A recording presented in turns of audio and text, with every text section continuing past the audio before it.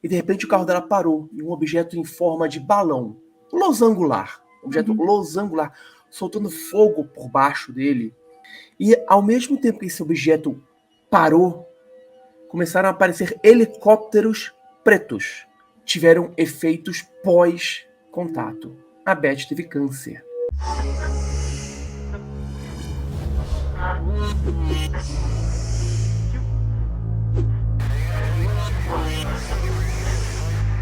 Oi gente, tudo bem? Sejam muito bem-vindos para mais um vídeo. Eu sou Carol Capel, a sua alienígena favorita, e o vídeo de hoje é mais um bate-papo, uma entrevista com o nosso ufólogo favorito, Thiago Tiquete, ele que já faz parte desse canal, né? No vídeo de hoje nós vamos falar sobre casos da ufologia, casos de alienígenas que estão para serem uncovered, descobertos, agora no ano de 2022. Então não perca e não pisque nesse vídeo que você vai absorver muitas informações. Bom, Thiago, vamos lá. Quais são os casos que estão especulados para 2022 para acontecer algum tipo de disclosure? Temos? Olha, a gente tem, quando a gente fala assim em disclosure, a gente tem que pensar que existem casos que estão um caráter sigiloso determinado em número de anos. Tem casos que ficam 20 anos, 25, 50, 70, 80. O que eu suponho, fiz um levantamento rápido sobre alguns casos. A gente tem, por exemplo, o caso Cash Landrum, que aconteceu na década de 50 nos Estados Unidos, que ele teria mais ou menos 50 a 65 anos de sigilo. Primeiro explica o que é, pra gente saber. O Cash Landrum foi Beth Landrum. Cash Landrum, ela estava voltando no carro com seu neto e uma amiga, e de repente o carro dela parou e um objeto em forma de balão, losangular, losangular, soltando fogo por baixo dele, uma forma de fogo, uma chama, alguma coisa assim, parou em frente à estrada onde ela estava. O carro dela ficou parado, e ao mesmo tempo que esse objeto parou, começaram a aparecer helicópteros pretos, sem marcas, sem identificação.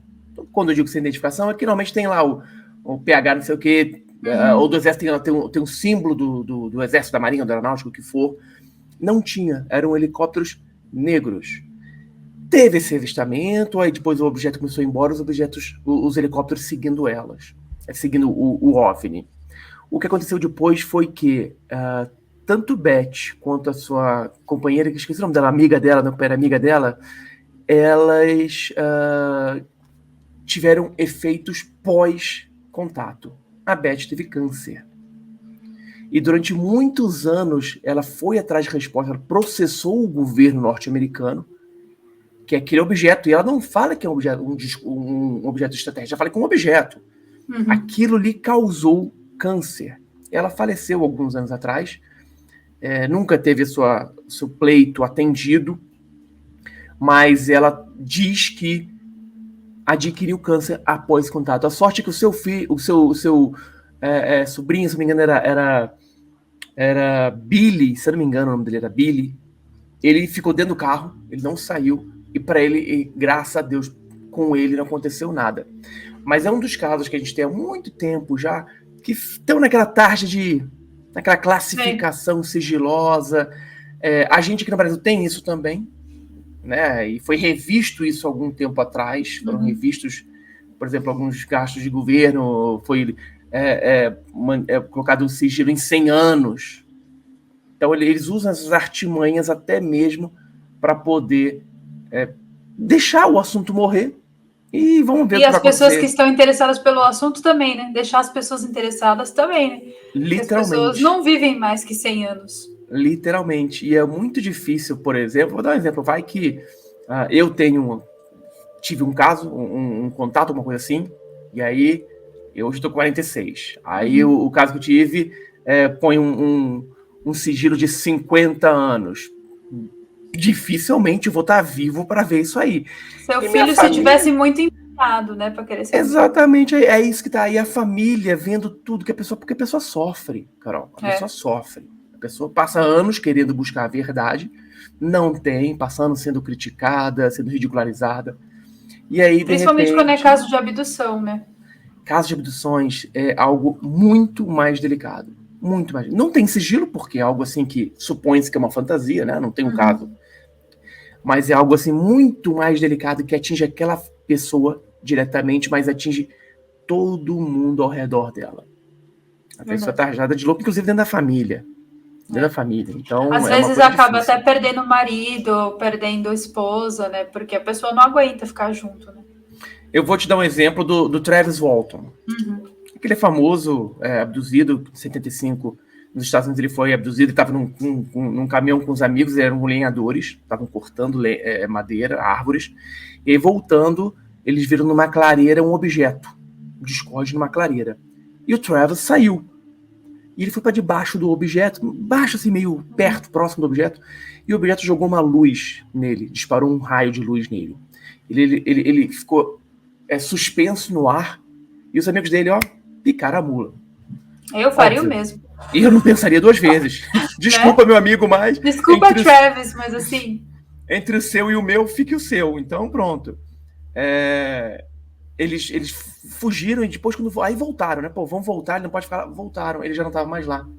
Ele ficou sumido por 5 dias. Aí é uma abdução famosa. Tem um filme chamado Fogo no Céu. Tem inclusive um novo. Você já viu Proximity? Vi. É baseado também na aparição do OVNI, que o menino é levado embora. Exatamente. Então, o Travis, ele perdeu tudo. Ele perdeu amigos, ele perdeu a família, a esposa, ele perdeu o emprego. Então, não tem glamour nisso. Não tem glamour nisso. E quando você fala algum caso assim, você relata, você tem que estar pronto, porque você vai ser... Mudou, mas ainda hoje você é muito ridicularizado, Carol. Muito. Eu acho que eles ridicularizam justamente para tentar descredibilizar a história, né? Fazer a pessoa passar de trouxa e ninguém ligar muito, né? Exatamente. É a primeira, a coisa mais fácil a se fazer. É isso. Você chega e começa a ridicularizar, acabar com todo e qualquer tipo de credibilidade que essa pessoa poderia ter. É uma coisa... e você acaba, como a gente fala, é um assassinato de reputações. Uma coisa que tá bem em moda falar que E no caso do Travis Walton, você conversou com ele, né? Você já teve contato pessoal? Já conversei com o Travis, e a gente já teve junto uns 3 ou 4 eventos aqui no Brasil. E ele sempre se mostrou muito tranquilo quanto ao que estava acontecendo com ele. E aberto a falar, ele não esconde, ele está falando isso já há quase 40 anos, falando a mesma coisa, passou por polígrafo. Recentemente, surgiu uma onda aí de que um amigo dele, o Roger, tinha admitido que foi tudo uma mentira. Tinha admitido que eles combinaram tudo isso para que o contrato deles de corte de lenha não fosse suspenso, porque eles estavam atrasados no contrato. Então dizem... mas que ideia para fazer uma suspensão de trabalho, né? Exatamente. Aí falaram que eles articularam tudo e teve uma pessoa que subiu...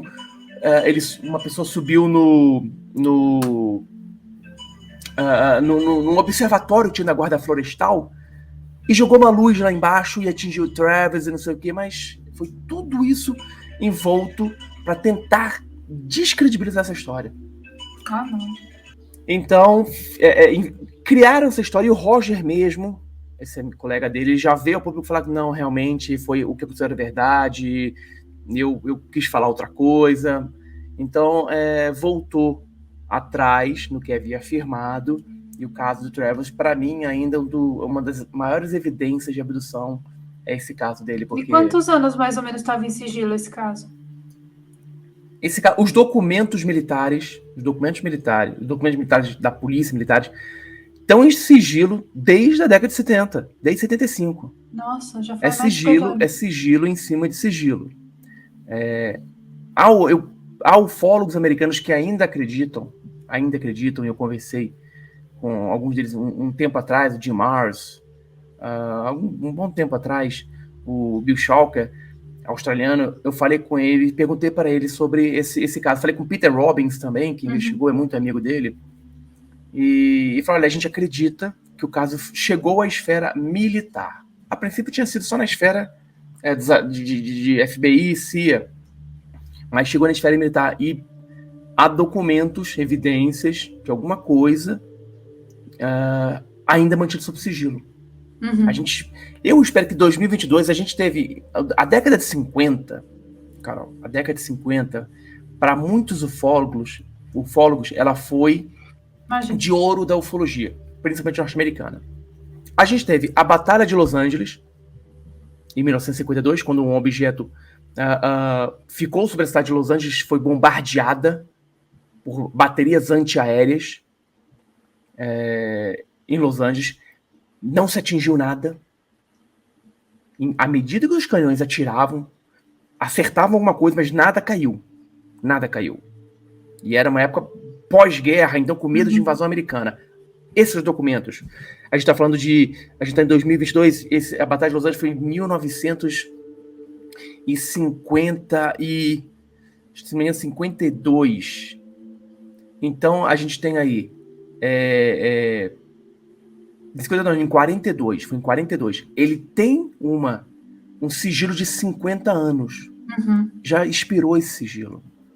Só que até agora não se liberaram esses documentos. Então, são casos que a gente espera que em 2022 saia alguma coisa. Uhum. Além disso, a gente espera que tenhamos mais casos, estilo tic-tac. Sim. Será que um daqueles 143 casos que o relatório falou em 144 casos. 143 casos de 2001 a 2021. Será que algum deles vai sair? Eu acho que não. Acho que ainda vai se manter. Eu acho que ainda é muito cedo, né? É muito cedo para a gente tentar descobrir alguma coisa assim. A gente tem também o caso Lubbock, que é muito parecido com as luzes de Phoenix. Uhum. O caso Lubbock, ele foi em 1951, onde luzes em forma triangular, em formação muito parecida com as luzes de Phoenix. Só que a gente tá falando de grande daquele jeito? Enorme daquele jeito. Enorme daquele jeito. Com milhares de pessoas que também avistaram essa formação. E aí não se sabe se era um objeto ou vários objetos. Uhum. Há, inclusive, fotos disso. Uma das explicações foi que eram aves brancas, gansos, patos, cisne, aves migratórias. Comer algum tipo de coisa radioativa, não é possível, né? Para poder Só acender. Igual os Simpsons, né? Que refletiam a luz do chão, das ruas, refletiam na penugem branca. Eu nunca vi, passa um monte de bicho branco aqui voando, nunca vi nenhum refletir nenhuma luz. As explicações são sempre ridículas nesse nível, né? Eu acho que eles tentam dar as explicações mais ridículas para tornar o fato mais ridículo. Mais tolo. Faz sentido. Mais tosco. Sabe que você vai ver no vídeo aí, porque vai sair antes, mas no caso das luzes de Phoenix, eu fui investigar e Alexandre o Grande reportou uma luz similar no céu lá na época dele. Ou seja, existe já há muito tempo esse mesmo tipo de OVNI, que é esse do formato triangular, que parece um só, né? Que são várias luzes, mas tem aquele borrão no entorno que, olhando, parece a nave dos Avengers chegando, sabe? Exatamente. A gente tem registros, é o que não falta. Outro caso que a gente tem na década de 50, importante, foi em 57, é o de Cleveland, no Texas. Um policial foi perseguido por um objeto. Esse caso foi investigado pelo projeto Blue Book militares. E até hoje não tem... O relatório final dele até hoje não foi divulgado. Então, e já se passou, o sigilo dele era de 50 anos. Muitos dos sigilos são de 50 anos. Só que chega na década, que é no ano que é para ser divulgado, a gente não tem. Estamos esperando, Carol, o de Varginha. Eu ia perguntar sobre. O de Varginha, que é de 96, ele estava com sigilo de 35 anos, se eu não me engano. Não. Ou 45, ou 50 anos, se não me engano. Acho que era 50 anos. Tá para ser agora. Tá para ser e o que esperar? Você acha que desse documento vai sair mais coisa que a gente não sabe? Eu acho que não. Eu acho que não sai, porque eles podem reclassificar. foi feito um novo decreto governamental reclassificando esses sigilos, esses anos de sigilo foi reclassificando, e eles vão jogar para frente. Uhum. O caso Talvez Varginha quando eu tiver uns 85 anos. Você é novinha, você com certeza vai ver. Eu já não. Eu tenho uns 13 anos a menos que você, só. Você tem a idade do meu filho, você vai. Me chama de papai, me chama de papai. Cala a boca, já, agora mesmo. Mas talvez quando eu tiver uns 85 anos saia alguma coisa na TV. Pode ser que saia, mas eu acho muito difícil, Carol. Quando a gente fala de sigilo de documentos, ainda mais de documentos relacionados a algo que a gente não tem uma explicação, foi até mais fácil sair documentos da época da ditadura do que documentos oficiais do governo. Por exemplo, Carol, 1986, a noite oficial dos OVNIs, 50 anos de sigilo. Cadê o documento final da Força Aérea Brasileira? Não tem. Olha, aqui não chegou nada. Não, nem é para mim, nem para mim. Nem vai chegar. Nem vai chegar. Foram feitas. Foi feita coletiva de imprensa, foi prometido um documento, saiu um documento, mas não saiu um documento final. Saiu um documento que falava que era não foi nem um documento, foi um memorando, dizendo que realmente eram objetos inteligentes, né, com controle inteligente, mas não disseram da onde vinha, o que foi filmado, porque a gente ainda tem a gente ainda suspeita, e suspeitas fortes, de que haviam aviões com câmeras filmando. F-5 ou Mirage filmaram esses objetos. Isso eu ouvi de militares. Que havia o dispositivo, além de armas, porque eles decolaram armados. Sim, para interceptar e derrubar. Interceptar e derrubar, porque não sabiam o que eram. Eram 21 objetos, imagina, uma invasão. Então, mas também estavam também equipados com uma câmera de vídeo para filmar esse ataque. E até hoje a gente não tem nada disso.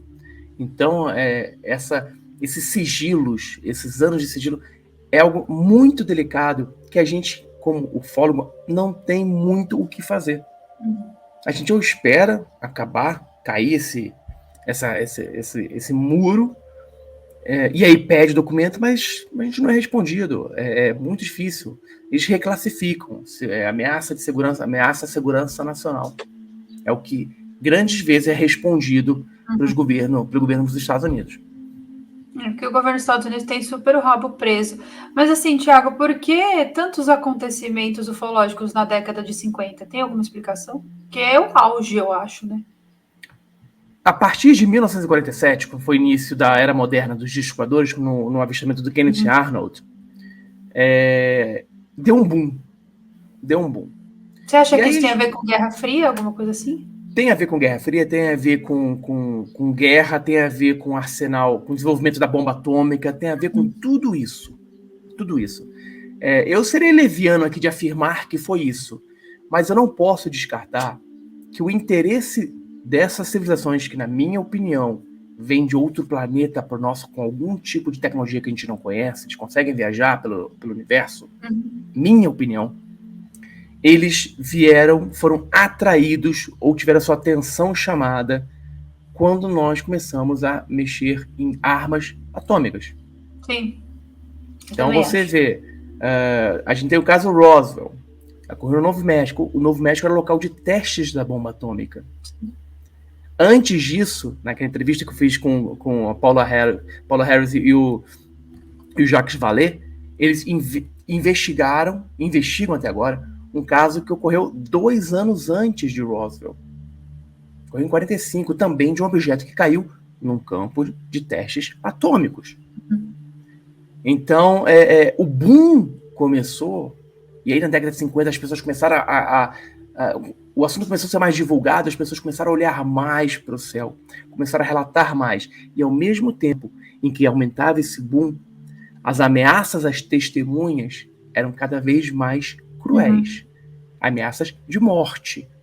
Ameaças de você. No caso Roswell, o Glenn, a Loretta Proctor, se não me engano, o pai dela tocou, era bombeiro, ele viu o objeto, ele tocou no Dutch Rover, e aí chegam oficiais de agência secreta, oficiais da Força Aérea, naquela não era Força Aérea, era Exército, né? Que falaram, olha, é muito fácil você se perder no deserto e nunca mais ser encontrado. Fica aí essa dica. Hashtag fica a dica. Então, foi o boom na década de 50, no meu entendimento. Até o próprio Kennedy, né, também dizem que ele teve envolvimento lá com as coisas, e a própria morte dele também teve Tem aquele documento do Majestic 12 lá, que aquele documento é pesado, viu? O Majestic 12 tem muita gente que também são documentos que já deviam ter sido liberados, porque, na minha opinião, Stanton Friedman, Kevin Handel, todas as pessoas que investigaram isso, eles acreditam que os documentos foram reais, verdadeiros, são verdadeiros. Então já era para ter sido liberado. E muita gente fala que é uma viagem, que não, Kennedy envolvido com o disco, Marilyn Monroe envolvido com... Mas era uma época, década de 60, era uma época que o assunto estava no auge, a gente estava na Guerra Fria, o mundo quase acabou. O episódio da Baía dos Porcos, em Cuba, dos mísseis, a gente só não houve uma terceira guerra mundial assim porque o Kennedy não quis. Todo mundo falou, não, invade Cuba. Ele falou, não vou invadir Cuba. E aí, teoria 1, que foi morto pelos mafiosos cubanos, teoria 2, que foi morto pelos mafiosos italianos, 3, pelo próprio governo, 4, pela União Soviética. São várias teorias. Mas você lê os arquivos, os documentos do Magic 12, você vai ver que tem uma coerência. Eu já li, é bem complicado. Tem alguns que estão queimados, né? Tem. Tentaram destruir de todas as formas. Assim como a gente já descobriu também que tiveram documentos de Varginha que também tentaram ser destruídos, tentaram destruir os documentos de Varginha botando fogo ou triturando. Isso quem falou também foram pessoas envolvidas. Quem faz um grande trabalho, você até algum dia, se quiser convidar para o seu canal, posso te ajudar, é o Marco Aurélio Leal, que ele faz realmente uma investigação minuciosa sobre o caso. Até hoje ele está investigando. Ele está trazendo novas revelações à tona. Tem mais pessoas falando. E é isso que uma investigação traz. As pessoas começam a se sentir mais seguras de vir a público. Pode ser até faz muito tempo, né? Pode até pede até para não falar o nome, mas o relato ela conta. Então, quem sabe ano que vem, 2022, a gente não tem alguns casos como Lubbock, a gente não tenha Varginha saindo alguma coisa, alguns casos anteriores, Zamora saindo alguma coisa, porque uma coisa que eu falo nas minhas palestras é que nenhuma mentira dura para sempre. Concordo plenamente. Tem perna curta. A mentira, uma hora o pano cai, e aí quanto mais você guarda aquela mentira, maior é o potencial que ela se vira contra você. Concordo plenamente. E assim, tem tanta mentirinha guardada, né? Nossa, ô povo para ser mentiroso, seres humanos. Mas eu acho que a mentira começou, né, falando de ufologia, a mentira começou porque realmente, se você voltar na década de 40 e 50, e aí você pega aquele episódio da Guerra dos Mundos do Orson Welles, que transmitiu por rádio, e teve gente que se matou, teve gente que ficou louca, era uma transmissão de uma novela, de uma invasão alienígena no planeta. Fizeram isso pelo rádio. A TV não... Eram radionovelas. Isso, radionovelas, falei errado. E aí era uma invasão alienígena. E eu acho que essa reação do público de pessoas morrendo, pessoas se matando, né? Se armando para qualquer coisa, eu acho que isso fez aqueles governos na época que já não sabiam, já não tinham como explicar para o público o que eram aqueles objetos, o que eram aqueles seres, eles não tinham. Então, falaram, não, olha, se a gente falar... Só que a gente evoluiu. Mas ali começou a mentira. Ali você começou a desacreditar pessoas. Ali você acabou com credibilidade de muita gente, com a moral de muita gente. Então, é aquilo, a mentira vai aumentando. E se vai virando bola de neve, né? E se hoje eles quisessem desacobertar tudo isso, Você já assistiu aquela série nova da Netflix, Departamento das Conspirações? Ainda não, mas tô doido pra ter uma série nova na É um Netflix. desenho, só que assim, é um desenho adulto, tá? Não recomendo você assistir com as suas crianças. E esse desenho, ele fala exatamente isso. Tem um departamento dentro do governo americano que cuida para lidar com as conspirações. Então, eles pegam tudo, de terra plana a reptiliano. Então, é super engraçado, só que você percebe nas entrelinhas as ironias. E é exatamente isso. Por quê? Porque eles fazem uma merdinha aqui, que vira uma mentirinha. Quando vai ver, o negócio tá gigante. E eles têm que apagar um fogo gigante para resolver uma mentirinha, sabe? Então é interessante. Eu até recomendei pro pessoal do canal, porque, nossa, gente, vale a pena. Tem coisa, óbvio, que a gente sabe que é bobeira. Tipo, terra plana é bobeira. Mas tem umas coisas ali que você fala, nossa, sabe que você não acredita que você tá vendo aquilo num desenho? É uma forma, dizem que é uma forma de você já começar a acostumar a população a algum impacto de alguma coisa. Eu acho também. Aquele filme, o filme do filme do Steven Spielberg, ET o Extraterrestre, que já comentou até numa live anterior, aquilo, o Steven Spielberg já falou que ele teve um assessoramento do governo. Aquele filme era para ser um filme ruim, o ET era para ser um bicho mau, era para ser tipo uma invasão. Falei, não, vamos mudar o roteiro um pouquinho para a gente ver a reação do público. Então, Homens de Preto, Independence Day, Alien. O Proximity também tem um negócio de ET bom. Então, eu acho que vai testando e vai botando na cabeça das pessoas ideias. Ó, se for ruim, uma invasão, é isso aqui que pode acontecer. Se for bom, ó, é isso aqui que pode... E aí vai testando. Tipo... eu acho também que a mentira tá contada desde a antiguidade, né, Thiago? Se a gente for pegar... lá atrás... Se a gente for pegar a pré-história e como a pré-história virou história, a mentira tá contada há muito tempo. A gente tem...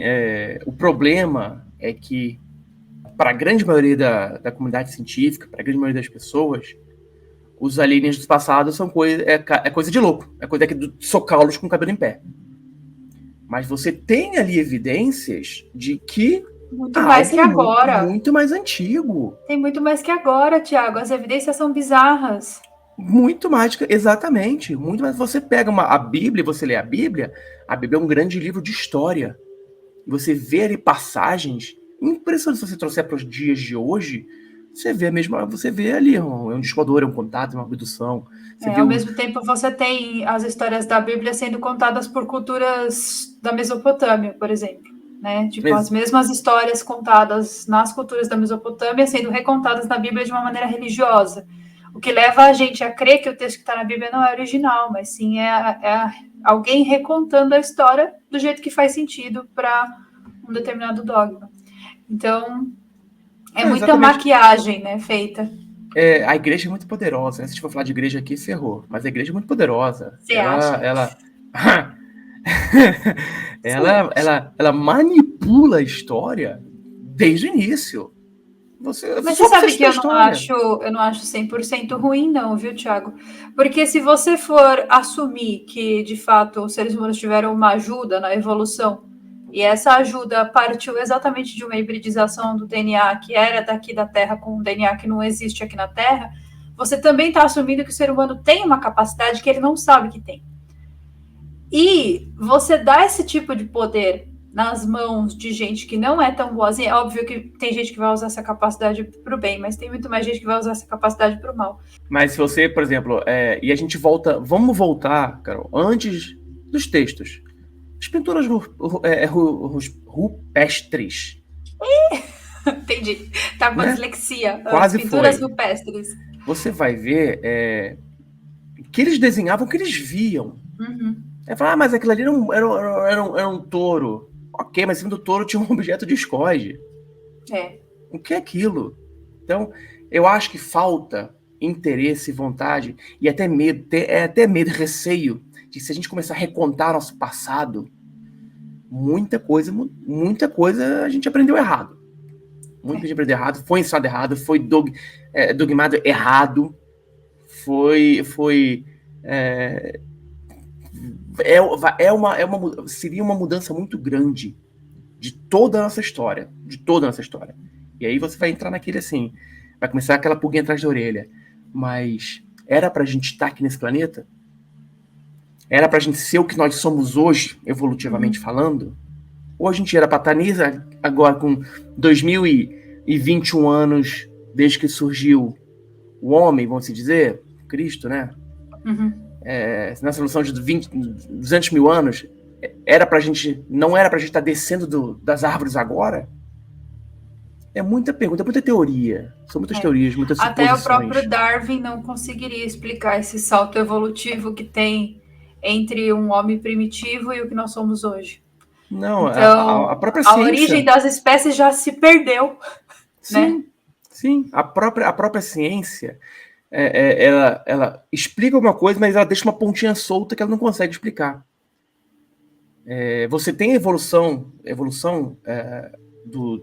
dos seres, dos animais, isso ocorre. A gente tem um exemplo, por exemplo, eu vi recentemente, os elefantes africanos, eles estão nascendo com os dentes, né, os marfins, menores. De tanto cortarem, né? De tanto cortarem. É uma proteção dele. Ó, estão matando a gente por causa do marfim, não vamos ter mais marfim. Tem uma evolução que aparece na gente que é bem parecida com essa, que é crianças que nascem sem o dente do siso. Os meus filhos. Nenhum deles mais tem siso. Não nasceram e não vão ter siso. Porque a gente tira. Então, justamente porque a gente tira, cria-se ali uma memória evolutiva de que isso não é útil. E também tem outra na glândula pineal, que a glândula pineal ela tem tecido de retina. Ou seja, ela foi um olho no passado, porém agora atrofiado. Então, existem traços da evolução, mas nada explica o fato da gente ser o único ser desse planeta que é, entre aspas, racional. Exatamente. Se fosse para ser isso, por exemplo, nós não somos descendentes dos macacos. Nós somos descendentes do mesmo descendente dos macacos. É assim. Por que só a gente assim, evoluiu? Por que a gente não tem macaco andando na rua? É o macaco rezo, né? Que é aquele específico que deu pra gente o fator RH, que aí a gente tem o positivo e o negativo. Só que até o fator RH negativo não é rastreado dentro do macaco rezos. Ou seja, da onde vem esse fator sanguíneo? Então, é o tipo da coisa que a gente poderia ficar aqui falando a vida inteira, só que não tem explicação, não tem para onde ir, sabe? É o tipo da conversa que você fala, mas você só concluiu uma coisa, que mentira para nós. Eu falo pro meu filho que, bom, aprenda tudo na escola, que lá que você vai aprender. E a escola já mudou. Quando a gente era criança, a pergunta era: quem descobriu o Brasil? Hoje em dia, não se pergunta mais isso. Você pergunta, quem colonizou o Brasil? Porque antes dos portugueses, tiveram outros portugueses, tiveram espanhóis, tiveram vikings, tiveram fenícios, tiveram japoneses. Um monte de gente descobriu. E os índios, que já moravam aqui. E teve até a própria migração, né, dos povos dentro da própria América mesmo. Exatamente. Então, a história vai se recontando. A ciência vai quebrando seus próprios paradigmas. E eu não duvido que daqui a uns 10, 15 anos, muita gente que mete o pau na gente quando a gente fala de Anunnakis, quando a gente fala... Daqui a uns 10, 15, 20, 30 anos, realmente existiu um povo aqui. E aí, se eu tiver vivo... Você acha que esses pau na chola... Tô brincando. Não, mas tem uma galera bem chata mesmo, né? Mas você crer numa coisa ou não crer numa coisa é natural. Você pode falar, putz, eu não acredito nessa teoria. Mas você chegar e falar, eu não acredito porque tudo que o cara escreveu... Você estudou o que o cara escreveu? Você estudou tão a fundo, ou você está pegando textos de outras pessoas e está se convencendo daquilo? Ok, isso é uma simples opinião. Mas hoje em dia as pessoas elas fundam suas opiniões baseadas em Google. Exato. Então, assim, você faz uma pesquisa de 5 minutos, daí você já tem uma opinião formada sobre alguma coisa. E tem gente que basicamente dedicou a vida inteira a estudar aquilo. Exatamente. Então, como é que você discute com uma pessoa que está formada pelo Google? Não tem como discutir. A melhor opção é não discutir. Sabe assim? É tipo, tá bom, amigo, super concordo. Porque o médico mandou não discordar, sabe? Exatamente. Eu faço isso. Mas a gente, quando a gente tá no meio ufológico, no meio de pesquisa, e eu me considero muito cético. Não considero muito cético, não. Eu sou cético, eu acho que eu sou cético na medida que tem que ser. Eu não aceito qualquer coisa, mas também não nego tudo. E você quando tende a algum lado, ou negar muito, ou a acreditar muito, você já perde o parâmetro de uma investigação séria, de uma pesquisa séria. Né? Você entra no fanatismo. Sim, tanto a favor quanto contra. Nunca é bom esse fanatismo. Sempre atrapalha. Exatamente. Eu acho que você tem que analisar fatos, ser neutro e formar sua opinião baseada naquilo que você entende do negócio. Mas assim, com pesquisas profundas, nada de Google. E é exatamente por causa disso que às vezes eu tento ser profunda demais, sabe, com as coisas. E aí eu falo, não vale a pena. Sabe assim, guarda pra mim. Você também tem isso de, tipo, ser profundo demais com coisas que você vê que o povo tá muito superficial? Claro, não tem pra onde fugir. Eu recebo muitos e-mails e fotos e vídeos de pessoas falando, eu vi um esquador, eu vi não sei o quê. E eu dou aquela fala, olha, não é um pássaro. Aí começa a falar. E aí quando você tentar começar a ser mais profundo, com uma expressão mais profunda, a pessoa não, mesmo assim ela não acredita. Então muitas vezes você se resguarda e dá, olha, a minha opinião é essa. Eu acho que é isso. Ponto. Porque se você tentar se alongar, explicar melhor, as pessoas não têm mais paciência, Carol. Porque o imediatismo das redes sociais. É tudo muito instantâneo. Ontem tem uma notícia aqui no Brasil, não sei se você chegou a ver. Peruíbe, São Paulo. Vi. Uma senhora falou que viu. Gente, o avião de 5 patas, eu li isso. Gente, a alienígena que fez aquele crop circle tava bêbado. Desculpa, eu tô errada, Thiago. Aquilo ali ainda não pode se falar o que é, porque tem um testemunho da pessoa que tem que ser levado em consideração, mas aquele local é muito propício a vendavais de vórtex, que pode causar isso também. Então, já tem gente falando, não é um esquador, é um esquador de 5 patas que pousou e não sei o que. E quando você tenta levar isso para um lado mais científico, mais investigativo, você vê, olha, você tem primeiro ver tudo o que não pode ser, para só assim ver o que pode ser. Então, o que não pode ser? Pode ser um avião? Não pode. Pode ser um helicóptero? Não pode. Pode ser um vórtex de vento? Pode. É uma possibilidade. Aí você vai para outras possibilidades. Mas hoje em dia é tudo muito imediatista, cara. Hoje em dia você... E vai piorar, viu, Thiago? Porque o metaverso tá aí para levar a gente para um imediatismo ainda mais louco que a gente não tá preparado. Tipo, a minha geração não tá preparada. Sabe assim? Acho que nem umas 3 gerações depois. Talvez a 4ª geração depois de mim, que seria o Alpha, talvez está preparado para esse imediatismo. Mas vai piorar muito mais, as pessoas vão ficar mais superficiais, mais dependentes de tecnologia, e esse é o nosso futuro. E aí, fugindo um pouquinho, o Exterminador do Futuro. As marcas tomando conta de tudo. Sim, nossa, mas perfeito. Eu já diria mais Black Mirror, né? Aquele episódio Playtest, que o menino é desenvolvedor de videogame, ele coloca um negocinho, você viu esse episódio? Já vi. Gente, muito bom. Enfim. Eu acho que é um caminho que a gente está indo, que é um caminho evolutivo, mas é um caminho que se a gente não tomar cuidado... É um ponto de ruptura, Thiago. Ou vai ou volta. É um negócio assim que não tem como ou dar certo ou dar muito errado, tipo, acabou a civilização humana.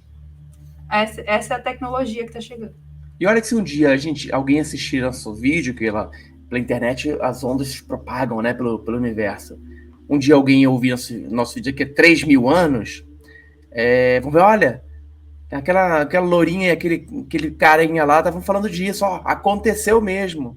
Olha, profecia, eles vão ser considerados profetas no planeta deles. Episódio 12 milhões dos Simpsons. Sim. No planeta do ZT, onde esse vídeo vai passar, a gente vai ser considerado profeta lá. Entendeu? Exatamente. Eles vão pegar os nossos vídeos e vão começar a decodificar os nossos vídeos. Imagina. Vamos ver tudo que eles falaram. Imagina, a gente vai ser não, os mas Simpsons deles. Isso, na verdade, não sou nem eu que estou falando. Tem um professor na Universidade de Oxford chamado Nick Bostrom, que ele falou em 2003, isso faz muito tempo, que toda e qualquer civilização que atinge a maturidade tecnológica que a gente está atingindo, ou seja, que estava, né, em 2003, tende a entrar em ruína e tende a se autodestruir, e que a gente estava caminhando para isso. Ele é professor de filosofia. Então, assim, a gente já passou do ponto de ruptura, né? E dá para perceber muito nitidamente esse avanço da tecnologia e o retardamento do ser humano, sabe? Eu vou fazer um paradoxo. Olha que palavra bonita, um paradoxo. O filme do Super-Homem, tá certo? Que ali foi um desastre natural de uma lua, né? Do Sol que engoliu o planeta Krypton. Mas eles estavam numa evolução tecnológica tão grande, que eles se autodestruíram. Por quê? Porque eles não acreditaram que o planeta deles fosse destruído.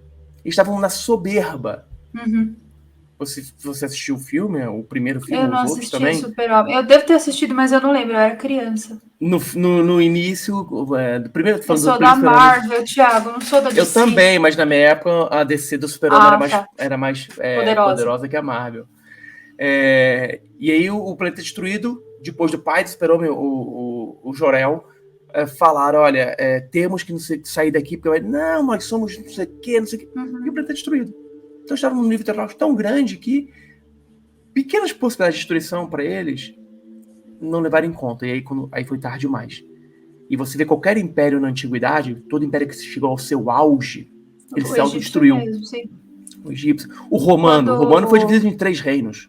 Quando Moisés saiu do Egito e ele levou os hebreus, o Império Egípcio colapsou. Exatamente, não é tecnologia, mas eles estavam no ápice deles. É tecnologia, porque ele tirou a arca lá, né? A arca da Aliança. Ele tirou a arca da Aliança de dentro do Egito e, enfim, existem várias vertentes para essa história. Eu adoro essa história. Da Arca da Aliança? Eu sou fã do Indiana Jones, né? Então, sim, adoro 1985 esse filme. Inclusive, eu estava editando vídeo agora, falando sobre todos os passos da Arca da Aliança. Eu adoro esse tema. Eu sou doido para ver onde é que tá essa arca, que já tá na Turquia, tá não sei aonde. Eu acho que tá na Escócia. Eu voto na Escócia. Na Escócia é mesmo? Numa igreja, assim, junto com o Santo Graal. Ó, tá pertinho de você aí, ó. Gente, eu vou lá. Tá louca. Eu pensa que a Escócia é tipo ali, né? Pega um táxi e vai. É mais ali do que no Brasil. Eu acho que tá no meio do caminho, Thiago. Não. Há tanto de escala que eu vou ter que fazer para chegar na Escócia. Você pode ir trem. Você pode ir trem, eu não posso. Você sabe quanto tempo vai demorar para ir de trem? Pelo menos umas 40 horas. É sério. Tem tanta paradinha que eu não sei nem como faria para ir. Mas eu acho que tá na Escócia. Mas teve uma época que ela esteve na Etiópia, teve uma época que ela esteve sob o poder do rei Salomão. Gente, essa arca viaja mais que notícia ruim. Tem mais milha do que você. Eu não tenho milha, viu? Eu não tenho milha. Eu sou uma pessoa lesada para essas coisas. Eu nunca fiz programa de milha. Mas então, aí essa arca, ela era um tipo de tecnologia, né? Ela como se fosse um capacitor elétrico, né? Exatamente. Ali pro povo egípcio. E depois que ela saiu de lá, ou seja, que atingiu a maturidade tecnológica, o império colapsou. Então, assim, o que precisa acontecer para o nosso império colapsar, esse que a gente está vivendo agora? Olha, eu acho... O Zuckerberg sair do Facebook? Olha, você lembra que no mundo inteiro, quando o Facebook, o Instagram, o WhatsApp, tudo saiu do ar? Juntou? Sim, quando juntou. E recentemente juntou, mas tudo saiu do ar. Não sei se pegou na Europa também. Lembro. Teve, saiu no mundo inteiro. O caos que foi. Foi um caos mesmo. Foi um caos, foi um apagão tecnológico que a gente teve. E assim, teve, inclusive, olha que bizarro, o Procon quis processar o Facebook por ter tirado o WhatsApp do ar, e tem gente que trabalha usando o WhatsApp. Só que assim, o WhatsApp é um serviço gratuito, como é que você processa um negócio que é gratuito? Exatamente. Mas então, a gente depende tanto dessas tecnologias, né? E assim, o meu feed do Instagram, Thiago, ele é tudo para mim, não sei o seu. Mas eu tenho foto ali que eu não tenho nem salva, sabe? Então, o dia que o Instagram cair, eu vou falar, putz, aquela foto, sabe? Ou aquele vídeo que tá salvo no destaque. Então, a gente depende realmente dessas tecnologias. A gente depende de um servidor na Califórnia, você entendeu? A nuvem, se a nuvem desintegrar, virar pó, acabou. Se chover na nuvem... Se chover na nuvem, acabou. Acabou. Então, hoje a gente está muito dependente de tecnologia. Por exemplo, eu ainda sou da época que faltava a luz, a gente ia pra rua para brincar. Aí, quando voltava a luz, todo mundo, ei! Aqui, quando falta luz aqui em casa, papai, a internet não tá funcionando, não sei o quê. Olha a preocupação. Então, eu acho que o nosso colapso vai ser tecnológico. Se de alguma forma bancos e cada vez mais está tudo sendo integrado num local só. Assim. Perigoso isso aí. Isso aí é até teoria básica do investimento, Thiago. Minha matriz de formação é financeira, tá? Eu sou formada, tenho pós e mestrado em finanças e isso aí é teoria básica do investimento, mitigação de risco. Você tem que colocar um pouquinho em cada lugar, não dá para colocar tudo num lugar só. Para você ver que hoje, por exemplo, do Facebook deve ser lá, todos os servidores num local só. Se aquele local pegar fogo, explode, acabou. Deve ter algum sistema de backup, sim. Mas vai que atinge tudo isso. Uhum. Então, acho que nosso colapso é tecnológico. Eu também acho. Não tem pra onde fugir. Não vai ser um asteroide que vai explodir nosso planeta. E assim, através da tecnologia, a gente também vai acabar, aos poucos, criando uma guerra, né, Thiago? Porque se um jornalista especular uma notícia errada, ele cria uma guerra. Porque essa notícia, ela viaja o mundo inteiro em menos de 1 hora. E ninguém procura comprovar a verdade. Ele sai replicando. O WhatsApp bomba, né? Exatamente. Vai replicando. Eu já fiz um experimento social, vamos assim dizer, de uma imagem de um disco voador, mas é imagem fake mesmo. Uhum. Bem feita, mas fake. E distribuir. Foi parar no Japão. Dizendo que foi... Eu falei assim, comecei assim, objeto visto no interior de São Paulo. 3, 4 meses depois, estava saindo em revista ufológica do Japão, que seria um objeto que foi visto no Havaí. Nossa, bem fidedigna a informação. Então você começa, você solta uma coisa, ela vai aumentando, vai aumentando até você não ter mais poder sobre aquilo. Você ter uma imagem sua íntima vazada na internet, acabou. Não precisa ser nem íntima. Tirei uma foto com o Marcelo lá na ponte em Praga, que ele tava me abraçando, falaram que eu tava grávida e já saiu em portal de fofoca. Tititi. Carol Capel grávida. Gente, eu falei, nossa, mas assim, de onde tiraram essa informação? Então, e uma vez na internet você esquece. É muito difícil você rastrear. Não adianta você falar que não. Não. Tem gente tá enganando. Todo mundo fala isso, 3 meses depois, tô grávida. Exatamente. Gente, então, olha, é uma coisa louca. Internet é uma coisa louca. É muito bom, mas ao mesmo tempo, né? A merda tá feita aí. Exatamente. O nosso colapso vai ser isso. Vai ser tecnologia.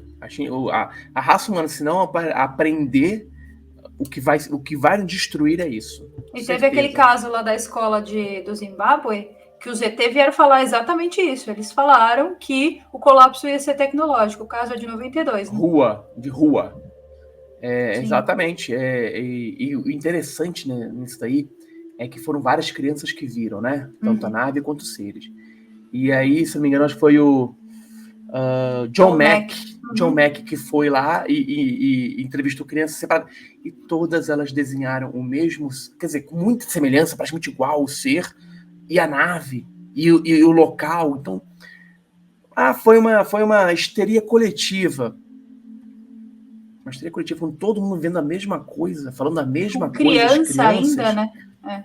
Crianças que, óbvio, criança fantasia, mas criança não mente. Criança a gente deve falar que criança é má, porque ela fala a verdade na cara. Você fala, meu filho, eu tô bonito, não, você tá horrível, você tá gordo. Ela fala na sua cara, ela não vai tentar agradar, ela vai falar o que ela acha, porque para ela isso é normal. Falar a verdade para ela é normal. Sim. Pode até fantasiar. Aprende a ser mentiroso depois que cresce. Exatamente. Você pode ser racista, mentiroso, preconceituoso quando cresce. Ninguém nasce assim. Não, ninguém nasce. Nasce é o seu meio que te influencia de uma forma ou outra. Claro. Ai, gente, maravilha. Então, assim, temos várias notícias boas para 2022. Os OVNIs não vão ser liberados pelo governo, mas a tecnologia vai acabar com o planeta. Que beleza. Gente, o futuro tá ótimo. Não tá maravilhoso? Tá ótimo. Quem sabe aparece mais um ou outro tic-tac, se o Pentágono libera mais alguma coisa, mas não Estamos crie muitas sempre expectativas. observando, né? Sempre pro céu. Eu não sou de criar muita expectativa, eu sou bem pé no chão, então o que vier para mim é sempre um pouquinho de lucro, para não ter problema nenhum.